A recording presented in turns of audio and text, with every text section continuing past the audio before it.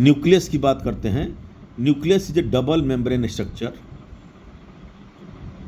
इसके अंदर जो मटेरियल होता है, it was stained by basic dye and called chromatin fibres by Flemming. Nucleus चार चीज़ों का बना होता है।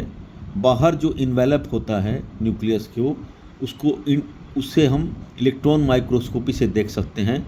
इसे ये डबल मेम्ब्रेन होता है और इनके बीच के स्पेस को पेरी न्यूक्लियर स्पेस बोलते हैं, जो 10 से 50 नैनोमीटर का होता है। उसके बाद जो इंटरफेज न्यूक्लियस होते हैं, उसमें nucleus of a cell when it is not dividing, interphase nucleus, and has highly extended and elaborated nucleoprotein called chromatin. तीसरी चीज होती है न्यूक्लियर मैट्रिक्स और न्यूक्लियोप्लाज्म, और वन और more spherical bodies known as nucleolus. तो ये चार चीज़ों से न्यूक्लियस बना होता है, जो सेल का सबसे इंपॉर्टेंट स्ट्रक्चर होता है।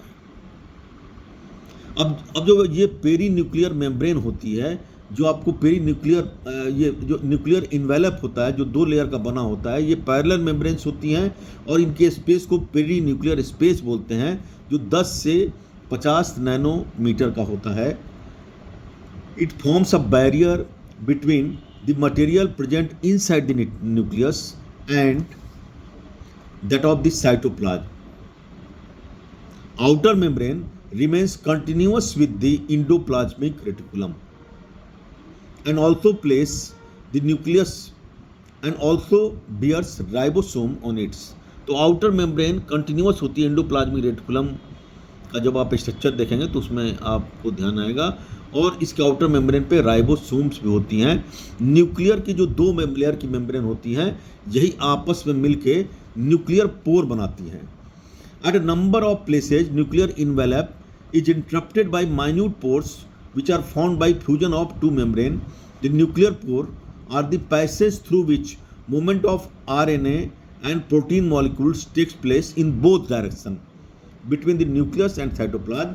Normally, there is only one nucleus per cell, but variation may be frequently observed. Like in some mature cell, even lack of nucleus नहीं होती है। जैसे हमारा मेनी मैमल्स में जो इथ्रोसाइट होते हैं वो होती हैं। Sieve tube cells of the vascular plants होते हैं, उनमें भी न्यूक्लियस नहीं होता। न्यूक्लियर मैट्रिक्स और nucleoplasm contain nucleolus and chromatin. Chromatin के बारे में आपको बताएंगे। Nucleoli are spherical structure present in the nucleoplasm.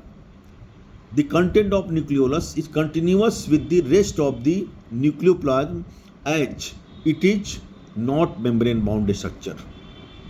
It is site of active ribosomal RNA synthesis.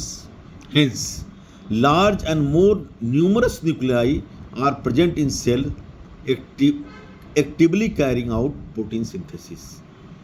अब इसके अंदर के दूसरे स्ट्रक्चर की बात करते हैं, क्रोमैटिन। क्रोमैटिन फिर 4 चीज़ों से बना होता है। क्रोमैटिन के बारे में ये बताया जा चुका है कि interphase nucleus has a loose and indistinct network of nucleoprotein fibres called chromatin. During the different stage of the cell division, cells show structured chromosomes at place of the nucleus. Chromatin किन 4 चीज़ों का बना होता है? It contents DNA, some basic proteins called histones, some non-histone proteins and also RNA। तो nucleus भी 4 चीज़ों का बना हुआ है। इसके अंदर का जो मटेरियल होता है क्रोमैटिन, वो भी 4 चीज़ों का बना हुआ होता है।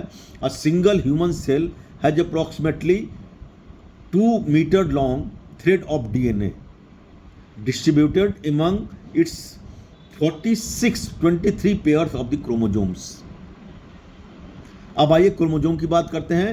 Every chromosome visible only in the dividing cells essentially has a primary construction.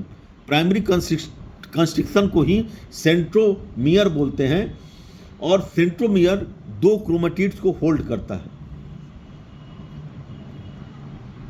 On the side of the centromere इस side disc shaped structure called kinetochores present होते हैं। आपको डायग्राम देखना है किताब में। Centromere holds two chromatids of the chromosome.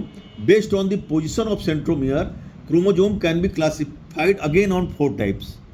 अगर बीच में है तो मेटासेंट्रिक, अगर सब metacentric, chromosome has centromere slightly away from the middle of the chromosome, resulting into one shorter and one longer arm.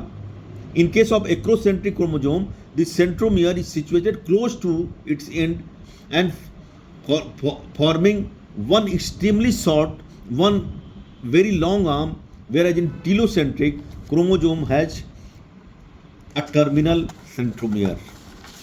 अब देखिए मजेदार बात, सेकेंडरी कंस्ट्रक्शन क्या होता है। सेकेंडरी कंस्ट्रक्शंस को ही हम सैटेलाइट्स बोलते हैं। Sometime few chromosomes have non staining secondary construction at a constant location. This give appearance of a small fragment called satellites.